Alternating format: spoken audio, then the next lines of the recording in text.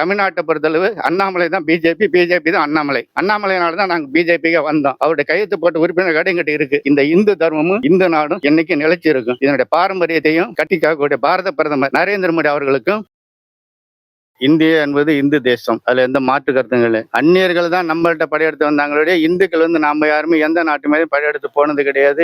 அடுத்த மதத்தை அழிக்கணுங்கிற எண்ணம் நமக்கு இந்துக்களுக்கு கிடையாது. சட்டமன்றத்துல என்ன சொல்லியிருக்காரு, எதிர்கட்சி தலைவர் உதயநிதி சனாதனத்தை ஒழிப்புன்னு சொல்லியிருக்காரு. ஏற்கனவே அவங்க அப்பன் சொன்னதுக்கு இன்னைக்கு வீட்டுல உட்கார்ந்துருக்காரு. இவரு சொல்லிவிட்டு அடுத்த தடவை இவரும் வீட்டுல வர பாராளுமன்றம் 2029 இவரும் வீட்டுல தான் உட்கார்ந்துருக்க போறாரு.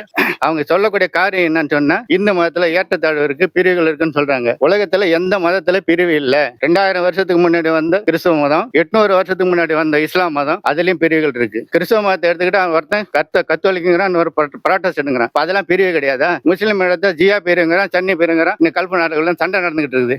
ஏற்றத்தாழ்வுங்கிறான். எந்த மதத்துல 100% எல்லாருமே பணக்காரங்க இருக்காங்க. இந்த இந்து மதத்தை விட்டு நம்ம வர்றதுக்கு தயாரா இருக்கிறோம். இப்ப எந்த மதத்திலுமே ஏற்றத்தாழ்வு தான் இருக்கு, பிரிவுகள் இருக்குது, ஜாதி மதங்கள் இருந்துகிட்டு தான் இருக்குது. அப்படி இருக்கும்போது இந்து தர்மத்தை, இந்து மதத்தை மட்டும் ஒழிச்சுவிடும் அப்படின்னு எவன் நினைக்கிறானோ, இந்த மதம் இதுவரைக்கும் அவங்களோட ஆய்வின்படி 5000 ஆண்டுகள் சொல்லி இந்து மதத்தை சொல்லியிருக்காங்க. இது சாதாரணமானது. எப்ப தோன்றுச்சு, எப்ப மறைஞ்சதுங்கிறது ஆதியம் கிடையாது, இதுக்கு அந்தமும் கிடையாது. அதனால இதை அழிக்கணும்னு யாரு நினைச்சானோ மனிதன் தான் அழிஞ்சு போவான். இந்த பிரபஞ்சமும் இந்த இந்து மதமும் சனாதனமும் எப்பவுமே அழியக்கூடியது கிடையாது. அது நிலைச்சு நிற்கக்கூடியது. அடுத்த மதத்தை குறை சொல்றவங்க முதல்ல தங்களுடைய மதத்துல இருக்கக்கூடிய குறைகளை முதல்ல நிவர்த்தி பண்ண சொல்லு. ஒரு சர்ச்சில் பாதரீசம் தான் இருக்கக்கூடிய, அங்க மதரீசம் கிடையாது.